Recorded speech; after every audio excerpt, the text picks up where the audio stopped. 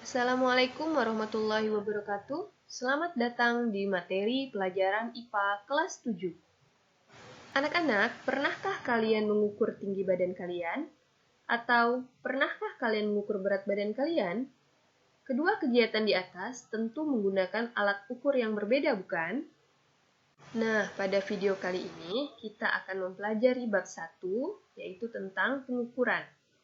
Adapun subbab yang akan kita bahas yaitu A. Penyelidikan objek IPA, B. Pengukuran, C. Besaran, D. Alat ukur. Baiklah, langsung saja kita mulai pembelajaran kita. A. Penyelidikan objek IPA.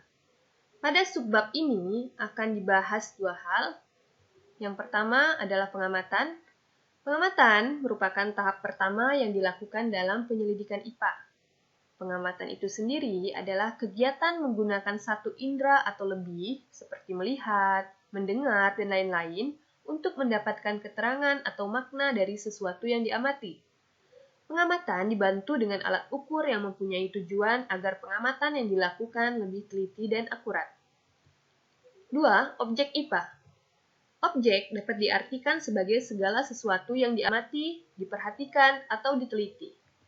Contohnya, ketika kamu mengamati pertumbuhan tanaman, berarti objek pengamatannya adalah tanaman tersebut. B. Pengukuran. Pengukuran adalah kegiatan membandingkan suatu besaran yang diukur dengan alat ukur yang digunakan sebagai satuan. Hasil pengukuran dinyatakan dalam bentuk nilai dan satuan. Satuan terdiri atas satuan baku atau standar dan satuan tidak baku. Satuan baku sendiri adalah satuan yang bernilai tetap dan berlaku di mana-mana atau internasional. Contohnya, meter, kilogram, sekon atau detik, kelvin, dan lain-lain. Tahukah kalian 1 meter itu berapa sentimeter? 1 meter sama dengan 100 cm. 1 meter di Indonesia tentunya sama dengan 1 meter di luar negeri, bukan? Inilah yang dimaksud bahwa satuan baku berlaku secara internasional. Nilainya selalu tetap dimanapun dilakukan pengukuran. 2. Satuan tidak baku adalah satuan yang digunakan oleh orang yang berbeda sehingga memberikan hasil pengukuran yang berbeda-beda.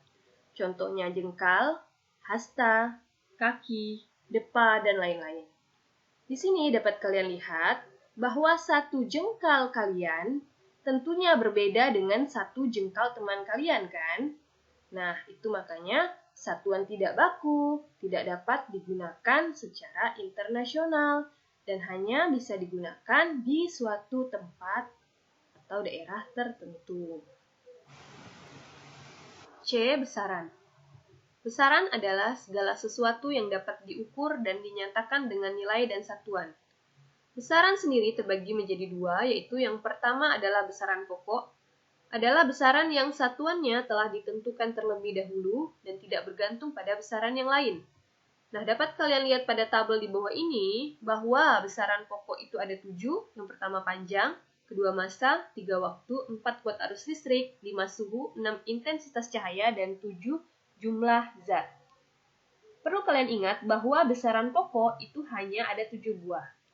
Selain ketujuh besaran pokok ini, itu dinamakan besaran turunan. Maka, perlu bagi kita untuk dapat menghafal ketujuh besaran pokok tersebut. Untuk menghafal besaran pokok, kalian dapat membuat suatu kalimat yang menyatakan besaran tersebut. Di sini contohnya, Ibu membuat kalimat Panji suka main kucing waktu jumpa Ica. Nah, kalimat kata yang ditebalkan ini, yang di depannya ini, itu adalah menyatakan besaran pokok tersebut. Contohnya Panji, kalimat yang ditebalkannya adalah pan, jadi dia menyatakan besaran pokok yaitu panjang, kemudian suka, depannya su, itu menyatakan besaran pokok suhu, main, itu menyatakan besaran pokok massa, kucing, ku pada kucing, itu menyatakan besaran pokok kuat arus, kemudian waktu itu sudah jelas menunjukkan besaran pokok waktu. Jumpa, jum pada jumpa itu menyatakan jumlah zat. Kemudian ICA itu menyatakan besaran pokok intensitas cahaya.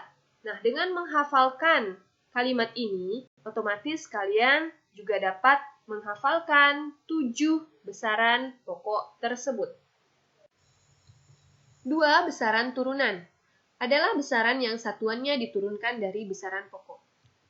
Dapat kalian lihat pada tabel berikut, ada 10 contoh besaran turunan. Nah, saya akan ambil 2 contoh saja untuk penjelasannya. Yang pertama, besaran turunan luas merupakan penjabaran dari besaran pokok panjang dan lebar, di mana rumusnya adalah panjang kali lebar, sehingga satuannya adalah meter persegi atau meter pangkat 2. Kemudian yang kedua, volume, besaran turunan volume, itu merupakan penjabaran dari 3 besaran pokok, yaitu panjang, lebar, dan tinggi, di mana rumusnya adalah panjang kali lebar kali tinggi, sehingga satuannya adalah meter kubik atau meter pangkat 3.